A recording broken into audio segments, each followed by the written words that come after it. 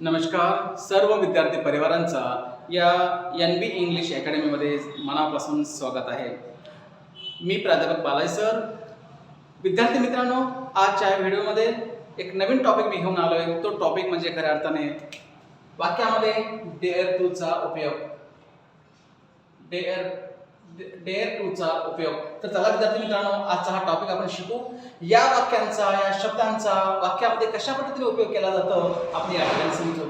खऱ्या अर्थाने एखादी गोष्टीची धाडस असते, धैर्य असते, हिंमत असते. हिंमत म्हणजे काय, धाडस म्हणजे काय, धैर्य म्हणजे काय हे पहा. आपण प्रत्येक व्यक्ती आपापल्या कामामध्ये धाडस दाखवण्याचं काम करतात, परंतु या शब्दांचा वापर एक्झॅक्टली कुठे होतो. आपण बरेचदा हा शब्दरचना प्रयोगात आणताना आपण ऐकला असाल, जसं की विविध मालिकेच्या माध्यमातून, विविध चित्रपटांच्या माध्यमातून किंवा कोणीतरी बोललेलं असेल अशा पद्धतीने, जसं की हाऊ डेअर यू, तुझी एवढी हिंमत, अशा पद्धतीनं या ठिकाणी हा वाक्यरचना बोलले जातात. म्हणजे हिंमत म्हणजे काय, तर एखाद्या गोष्टीमध्ये आपल्याला भीती वाटत आहे तरी सुद्धा आपण तो काम करतो, ते काम करण्याचं धाडस दाखवतो, याचसाठी हा प्रयोग केला जातो. पहा, आपण सिंपल पद्धतीने या ठिकाणी समजून घेऊ. खऱ्या अर्थ लक्षात घ्यायचं, डेअर टू हा जो शब्दरचना आहे सिंपल प्रेझेंट टेन्स प्रमाणे काम करतो. पहा कसं करतो. I dare to speak English. बघा, I dare to speak English असं या वाक्यांचा अर्थ आपण इथे घेतला जातो. आता याचा अर्थ असा आहे की मी इंग्रजी बोलण्याचं धाडस करतो. मी इंग्रजी बोलण्याचं धाडस करतो म्हणजे डेअर टूच्या नंतर क्रियापदांचा पहिला फॉर्म वापरला, ऑब्जेक्ट घेतलं, हे लक्षात घ्यायचं. कशा पद्धतीने घेतलेलं आहे म्हणजे I dare to speak English, मी इंग्रजी बोलण्याचं धाडस करतो.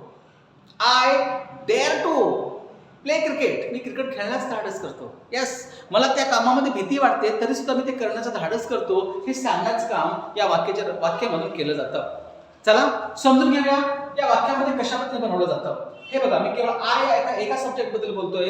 तुम्हाला बाकीचे जेवढे सब्जेक्ट्स आहेत, जसे की we, you, he, she, it, they, Nidhu and Naitik, इथपर्यंतचे जे सब्जेक्ट्स आहेत सर्व सब्जेक्ट्स आपल्याला अशा पद्धतीने बनवायचे आहेत. ओके, तर चला विद्यार्थी मित्रांनो, आपण समजून घेऊ या वाक्यांचा अर्थ कसा केला जातो. पहा, हे लक्षात घ्यायचं, हे थोडंसं आपण या ठिकाणी समजून घेणार आहोत. हे बघा, आय, वी, यू, ओके, दे किंवा हे पहा निधू अँड नैतिक. यस, यांच्या समोर आपण इथे डे या शब्दांचा वापर करतो. म्हणजे असं डेअर, ओके, डेअर टू म्हणजे डेअर या शब्दांचा वापर केलेला आहे. लक्षात घ्यायचं, सिंपल प्रेझेंट टेन्स मध्ये आपण शिकलो डेअर या शब्दांचा वापर केलेला आहे. Okay, I dare to speak English, मी इंग्रजी बोलण्याचं धाडस करतो. We dare to speak English, आम्ही किंवा आपण इंग्रजी बोलण्याचं धाडस करतो. You dare to speak English, तू इंग्रजी बोलण्याचं धाडस करतोस. You dare to speak English, तुम्ही इंग्रजी बोलण्याचं धाडस करता. They dare to speak English, त्यांनी इंग्रजी बोलण्याचं धाडस करतात. Nidhu and Naitik dare to speak English, म्हणजे निधू आणि नैतिक इंग्रजी बोलण्याचा धाडस करतात. ओके, तर चला विद्यार्थी मित्रांनो, याच्यामध्येच कसं आहे बघा. याच्यामध्ये कसं आहे, ही, शी, इट किंवा एखाद्या व्यक्तीचं नाव असेल, तुम्ही कोणाचे नाव घ्या, निधू आहे किंवा कोणाचे नाव घ्या, तुम्ही नैतिक आहे, कोणाचे नाव घ्या, एका व्यक्तीचं नाव घ्यायचं. यांच्या समोर मात्र येणाऱ्या क्रियापदाला काय केला जातो, हे बघा, अशा पद्धतीनं याला यस जोडला जातो. यस, डेअर्स बनवलं जातं. डेअर्स म्हणजे का, इथे यस का बरं जोडलं आणि इथे यस का जोडलं नाही, इथल्या डेअरला यस का जोडलं नाही, हे आपण सिंपल प्रेझेंट टेन्स या वाक्यांचा सविस्तर अभ्यास करताना शिकलेले आहोत. म्हणजेच डेअर्स का जोडतो, इथे मात्र एवढंच लक्षात ठेवायचं की ही, शी, इट, निधू असेल किंवा एखादा व्यक्ती कुठलंही नाव घ्यायचं नाही ते घेतलं, यांच्या समोर येणाऱ्या क्रियापदाला यस किंवा ईएस जोडतात. यस किंवा ईएस जोडला जातो, हे मात्र आपण तिथे पाहिलं. आता एवढंच लक्षात ठेवायचं की यांच्या समोर येणाऱ्या म्हणजे यांच्या समोर जो डेअर आलाय त्याला यस जोडला जातो, एवढंच लक्षात ठेवायचं. म्हणजे कसं होईल, ते वाक्यरचना कसं केला जाईल पहा. त्याचं उदाहरण आपण या ठिकाणी घेतोय. म्हणजे कसं होईल हे पहा, ही डेअर्स टू स्पीक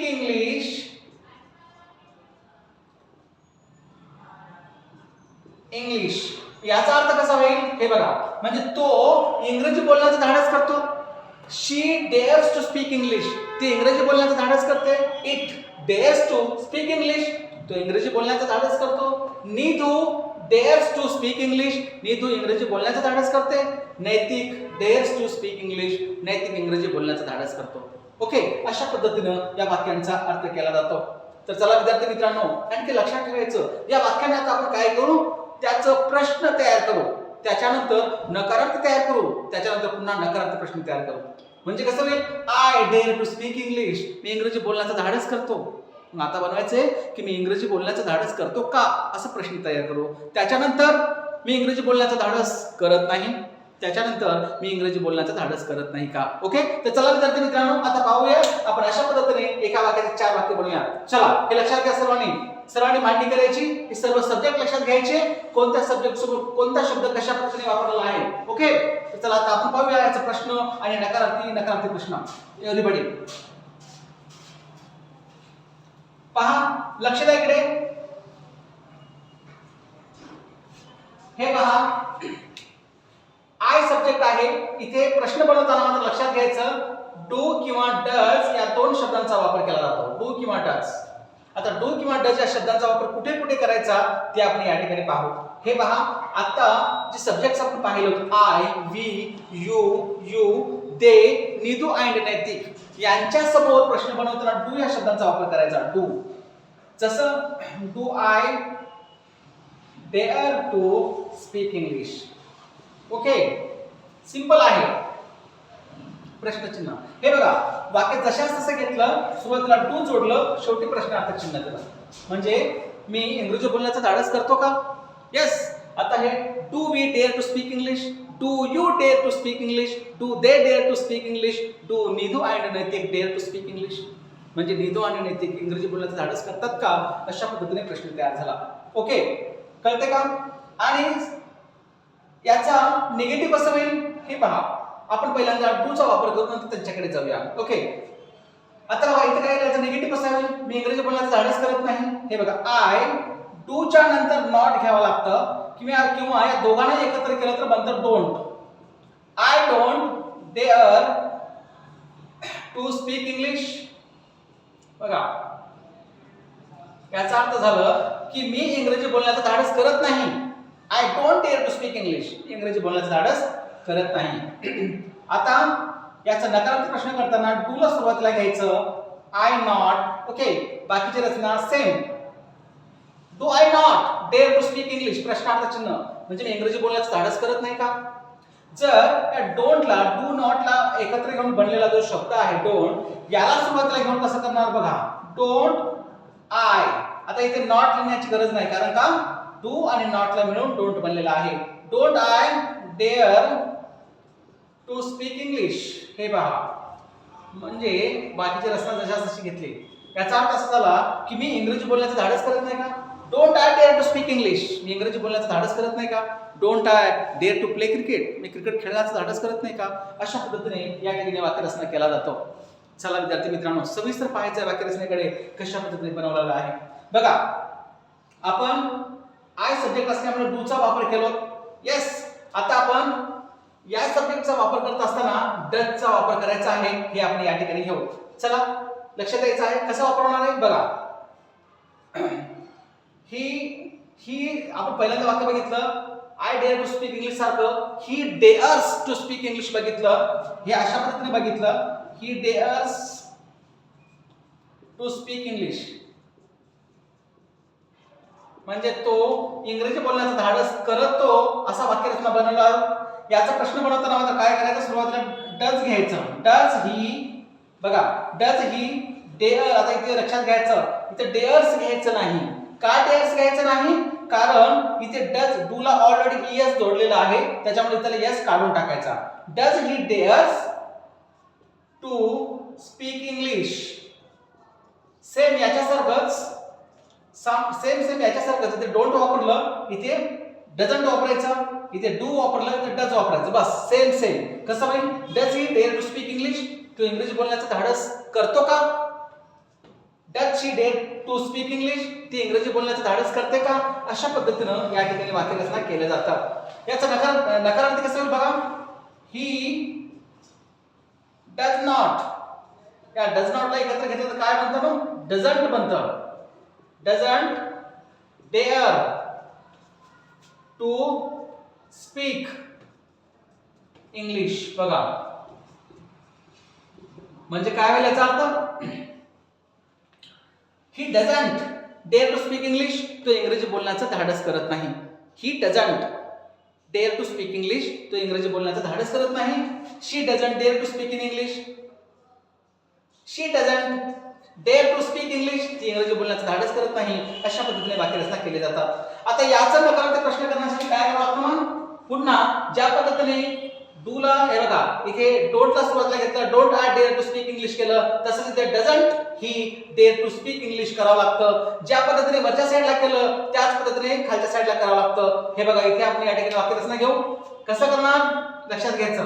हे बघा डझंट, डझंटला सुरुवातीला घ्यायचं किंवा डज ही नॉट असंही बनवलं जातं. जसं इथे बघा do I not, do I not बनवलं, बाकीची रचना सेम घेतली, तसं डज ही नॉट असं बनवलं जातं. किंवा डज आणि नॉटला एकत्र घेऊन doesn't he dare, doesn't he dare to speak English. बघा स्पीक इंग्लिश म्हणजे याचा अर्थ झालं की doesn't he dare to speak English म्हणजे तो इंग्रजी बोलण्याचं धाडस करत नाही का? Okay, doesn't she dare to speak English म्हणजे ती इंग्रजी बोलण्याचं धाडस करत नाही का? अशा पद्धतीनं या ठिकाणी या वाक्यरचनेचा अर्थ या ठिकाणी केला जातो. तर चला विद्यार्थी मित्रांनो त्याचा स्क्रीनशॉट घ्या फटाफट. सविस्तर अभ्यास करायचा आहे. अशाच पद्धतीचे हजारो वाक्य तयार करून आपल्या मित्र परिवारांना, नातेवाईकांना सर्रास इंग्लिश बोलायचंय. तर चला विद्यार्थी मित्रांनो घ्या. ओके, मी आपल्याला एक सेंटेन्स देतोय, त्या सेंटेन्सचा मला मराठी अर्थ आणि त्याचे 4 प्रकार लिहून कमेंट बॉक्स मध्ये कळवायचं आहे. तर चला मी एक मला सेंटेन्स या ठिकाणी देतो आहे. सर्वांनी या सेंटेन्सला वहीवरती उतरून घ्या आणि त्याचे 4 प्रकार बनवा. ज्या पद्धतीने ते 4 प्रकार बनवलं तसे 4 प्रकार बनवा आणि त्याचा मराठी अर्थ सुद्धा या ठिकाणी मला लिहून पाठवायचा आहे. Neetu and Naitik, Neetu and Naitik dare to, बघा dare to write stories. Neetu and Naitik dare to write stories. हे वाक्यरचना तुम्हाला मी इथे दिलेलं आहे. सर्वांनी बघा Neetu and Naitik dare to write stories या वाक्याचं मराठी अर्थ मला कमेंट बॉक्स मध्ये कळवा. सोबत सोबत हे बघा हे सेंटेन्स मी इथे दिलेलं आहे. सोबत सोबत याचे 4ही प्रकार मला बनवून कमेंट बॉक्स मध्ये पाठवायचे. ओके, तर चला विद्यार्थी मित्रांनो आता आपण इथे थांबूया. जर हा व्हिडिओ खरंच आवडला असेल तर लाईक करा. लाईक तर कराच. आपल्या मित्रपरिवारांना शेअरही करा, सबस्क्राईबही करा. ओके, परंतु सगळ्यात महत्त्वाचं आहे की अभ्यास करा. अभ्यास केला तरच हे सगळं समजतं. अभ्यास नाही केला तर नाही. म्हणूनच विद्यार्थी मित्रांनो सगळ्यात पहिलं म्हणजे सर्वप्रथम अभ्यासाकडे विशेष लक्ष द्यायचं आहे. अभ्यास करा, मन लावून अभ्यास करा आणि अशाच पद्धतीचे हजारो सेंटेन्स तयार करा. आपल्या नातेवाईकांना सर्रास इंग्लिश बोलावं. ओके, चला त्यानंतर आपण थांबूया. एक नेक्स्ट व्हिडिओमध्ये नवीन टॉपिक घेऊन येऊ. तोपर्यंत आपण या ठिकाणी याच व्हिडिओचा सविस्तर अभ्यास करू. Thank you very much.